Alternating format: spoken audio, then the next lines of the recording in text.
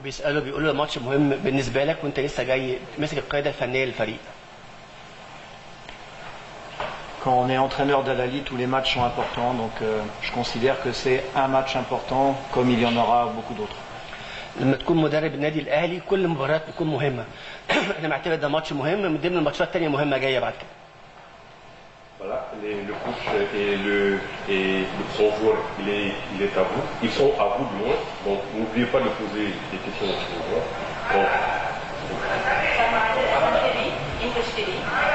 African championships have been played in some which is very hot temperature, like 45 or something. Why did they have persist on playing in such conditions? Also, you have some players that have been with Egypt in the World Cup, such as Ron Marcel and so on. How can you deal with them on the psychological and physiological level? How can you deal with them? And enfin, félicitations pour la Coupe du Monde. How do you see the French team? How do you rate them? And do you expect it or not? You want me to answer in English or in... You want me to answer in English or French? If you wish. At first, depending the schedule, we are used to. We have to prepare the player as well as possible, no matter the circumstances. That's why we decided last week to go to Croatia to have better meteo, to have less hot weather, and for the player to prepare themselves. It was also a way for me to discover the international player, like you said. Important to me to talk a lot with them because those players came back from the World Cup very used mentally, physically, so we had really a short period to prepare them. So I did use this camp, like I told you, to work in good facilities and good circumstances, depending the meteo, and also to have a lot of time for me to spend with the international player to talk a lot with them. هو بيقول طبعا لازم نحترم جدول المباريات ما عندناش اختيار فعشان كده انا خدت اللعيبه وطلعت بيهم كرواتيا معسكر هناك الجو الطقس كويس وكان فرصه ان اجتمع باللعيبه الدوليين راجعين عندهم روح كويسه وعندهم حماس من كاس العالم كان فرصه ان نقرب منهم وكان فرصه ان نعد الفريق عشان الماتشات الجايه. Finally, to answer about the French national team, of course, I'm really happy about us winning the league, the World Championship. For two reasons. At first, I think, in France we really believe in the academy, the way to play with a lot of young players. So I think it's good for France and for all the country also to get used to play with more young players. I do like to work with young players. I like players with experience, but the young player too. So I was really very happy about this. More than this, I think really the message I sent to the player. This World Cup to me was not only a tactical or technical World Cup. It was really a fantastic spirit World Cup.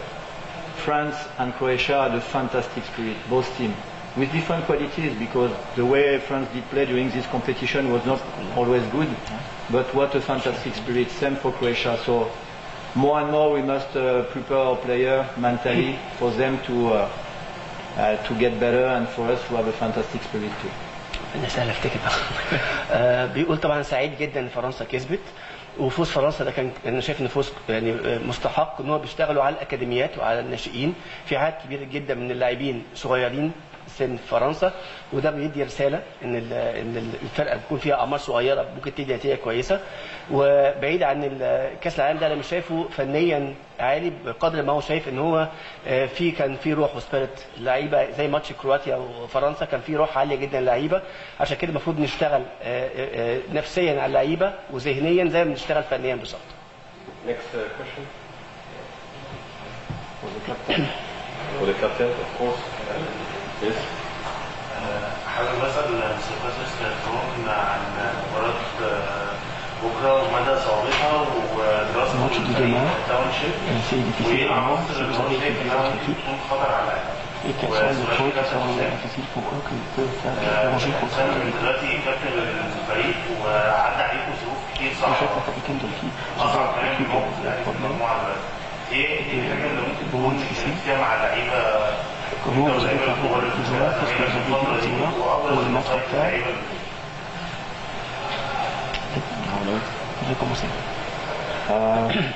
Premièrement, je tiens à féliciter le staff technique qui a fait un travail d'observation de notre adversaire exceptionnel.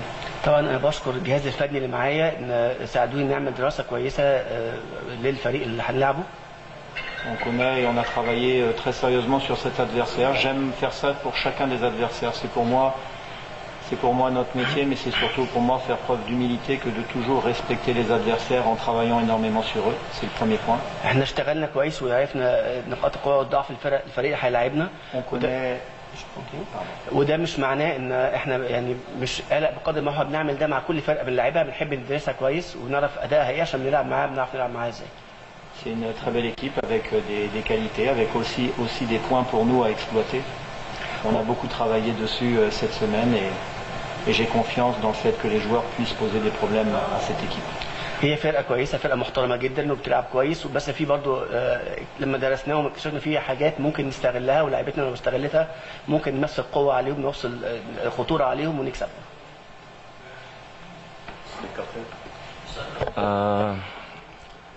طبعا الفترة دي الناس كلها عارفة اللي هي فترة صعبة علينا، احنا الأخير دلوقتي في المجموعة، بس الظروف دي اتحطينا فيها قبل كده، وفي 2012 كان عندنا برضو لو تفتكروا كان عندنا بونت برضو. لعبنا الزمالك أول ماتش، وتاني ماتش لعبنا أورلاندو كسبنا 3. الماتش الأولاني كان 1-1 بتاع الزمالك خالص.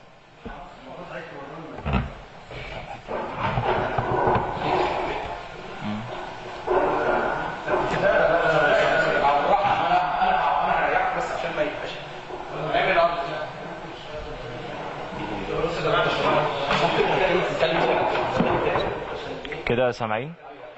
كده الصوت عالي من الأول؟ أنا حفظتهم بالعافية. طبعا زي ما قلت في أول الكلام كان عندنا برضو حاجات صعبة بنمر بيها الفترة اللي فاتت، الظروف دي اتحطينا فيها، ولعبة الأهلي هي اللي بتقدر تخرج من الكبوة اللي هي بتبقى فيها. تعادلنا في 2012 بطولة أفريقيا مع الزمالك أول ماتش، ومع أورلاندو تاني ماتش، وكان عندنا بونت، وكنا رايحين لفرقة بقالها أكتر من 10 سنين ما خسرتش في ملعبها، ليوبار لو تفتكروا. الحمد لله رجعنا بالمكسب. فاللي عايز أوصله للعيبة كلها الحمد لله مركزة، اللعيبة كلها على قلب راجل واحد. اللعيبة الكبار على طول بيقعدوا مع اللعيبة الصغيرة ويفهموهم إيه المطلوب منهم الفترة اللي جاية. الناس كلها الحمد لله بتتمرن كويس، في مدير فني الناس كلها عارفة السي في بتاعه، سي في محترم جدا وشخصية يعني تليق بالنادي الأهلي. فأنا بتمنى له إن شاء الله التوفيق في أول ماتش ليه بكرة، وإن شاء الله يبقى التوفيق حليفنا. والناس كلها زي ما قلت لكم مركزة، الناس كلها عايزة تخرج من الموقف الصعب اللي احنا فيه، فإن شاء الله البداية تبقى بكرة إن شاء الله.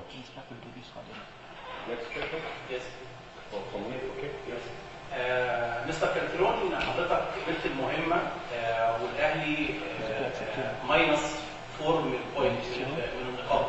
هل كان في تعاقد معاك بالنسبة للنادي الأهلي مع إدارة النادي الأهلي الفوز بهذه البطولة، أم كيف كان الوضع؟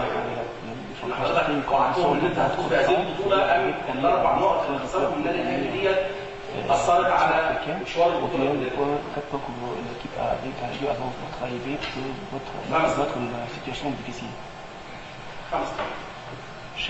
J'avais bien sûr suivi les résultats de l'équipe et cette dernière place momentanée en Champions League. J'ai accepté le challenge sans faire de promesses ni sans chercher à dire tout et n'importe quoi. J'ai par contre la volonté farouche, premièrement, de vouloir réussir avec Al-Ahly. C'est un grand club, c'est un honneur pour moi de rejoindre l'équipe et surtout une énorme motivation.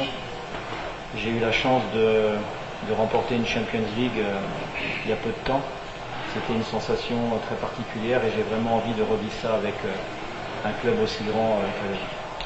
انا لما جيت اتعاقد مع الاهلي طبعا كنت متابع النتائج وعرفت النقط الاربع نقط اللي راحوا الموقف النادي 5 نقط. الموقف بتاع النادي كان صعب، ولما جيت تعاقدت ما حطيتش اي شروط، ما كانش في اي شروط موضوع، بس انا من جوايا عايز اعمل كل ما في وسعي عشان اقدر اطلع يعني احقق نتائج كويسه.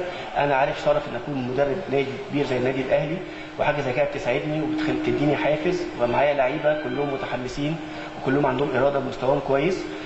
اكمل طبعا اكمل ومستواهم كويس.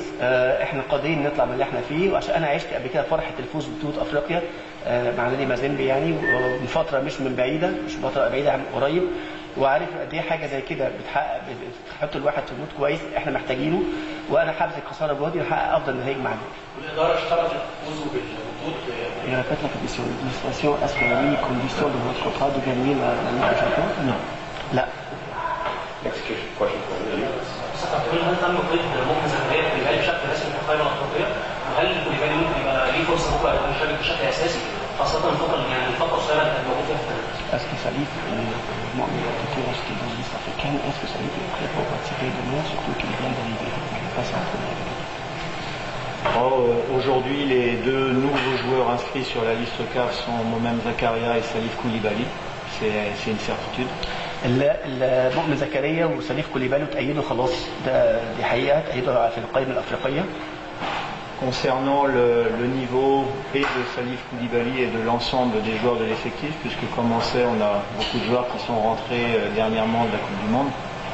بالنسبة لمستوى كوليبالي وزي اللعيبة كتير رجعت من كأس العالم قريب. Ça a été pour nous une véritable course contre la montre. كان احنا عندنا يعني في صراع مع الوقت. Pour remettre les joueurs sur pied, leur redonner une santé physique. عشان نرجع اللعيبة في حالتها ونبقى في يعني حالة بدنية مستعدين للمباريات. Physiologique. وحالة نفسية. Et psychologique. وعقلية ذهنية. Pour bâtir en quelques jours une équipe compétitive. عشان نقدر نبني في خلال كام يوم فريق يقدر ينافس. Ce match est un match charnière, on a besoin de revenir dans la course. ده ماتش مهم جدا بالنسبة لنا، لازم نرجع تاني في سباق المجموعة. Avec toutes les difficultés que sont le manque de temps au niveau de la préparation. مع كل المشاكل اللي قابلناها زي يعني ضيق الوقت بتاع الإعداد بتاعنا. Mais j'ai vraiment à cœur de montrer que même si on n'est pas encore prêt, on a matière, grâce à un formidable état d'esprit, à renverser des montagnes. Et je compte vraiment sur l'ensemble de nos supporters pour nous pousser pendant 90 minutes, quelles que soient les difficultés dans ce match. بس أنا متأكد إن إحنا برغم إن إحنا يعني مش جاهزين 100% ما كملناش إعدادنا، لكن معانا لعيبة ماتيريال كويسة جدا قادرين هم يعدوا جبال ويقدروا ينتصروا. معانا ورانا جماهير كبيرة جدا بتحفزنا على الفوز. البدايه طبعا بنتمنى التوفيق. bonne chance pour le match officiel avec l'équipe. انا هستغل تألق بعض اللاعبين الحارس المرمى محمد شناوي كاس العالم وحصوله المباراه الاولى على احسن لاعب. ده السؤال الاول. السؤال الثاني طريقه اللعب، هل اعتمد على نفس اسلوب لعب الاهلي وجود 3 لاعبين وامامه راس حربه وحيد، ولا هيكون في تغيير في الشكل الفني ولا يكون في 2 راس حربه؟ Le fait d'avoir plusieurs joueurs qui ont été en Coupe du Monde, c'est un point positif pour vous, surtout qu'Ahmed Chnaoui, le gardien de but, a fait une Coupe du Monde exceptionnelle, a été l'homme du match, le premier match. Autre chose, est-ce que vous avez la disposition, c'est-à-dire le tactique, vous allez jouer avec le même système, qui est 3 joueurs avec un attaquant devant eux, ou bien vous allez changer? Ces dernières semaines déjà, on se doit au niveau des joueurs qui ont participé à une Coupe du Monde, il fallait pour nettoyer et évacuer leur déception, parce que tous éliminés au premier tour avaient malgré tout une base de déception. طبعا احنا كان عندنا مهمه ان احنا نرجع لعيبه المنتخب تاني حاله نفسيه كويسه، عشان اكيد كان عندهم محبطين من خروجهم من الدور الاول من كاس العالم. Mais je veux qu'ils se servent de ces moments-là comme d'une expérience et pour les aider à vraiment devenir encore plus forts, pour les aider à avoir envie de revivre de tels moments et cette fois-ci être mieux préparés. بس طبعا اكيد رجعوا بخبرات كبيره واكيد ذكريات برضو المفروض يعني يستخدموها عشان يرجعوا تاني يلعبوا في بطولات كبيره ويحققوا انجازات. Après au niveau du système tactique, bah écoutez vous le verrez demain sur le terrain. On a travaillé sur plusieurs matchs amicaux avec des schémas tactiques différents. Ça veut dire que je risque dans les semaines et les mois qui viennent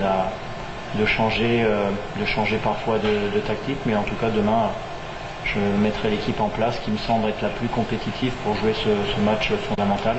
بالنسبه Pour vous للاسلوب donner plus d'informations. بالنسبه لاسلوب اللعب والتشكيل اللي هيلعب بيه والماتشات الوديه اللي لعبها، جرب اكتر من طريقه لعب ولسه بيجرب.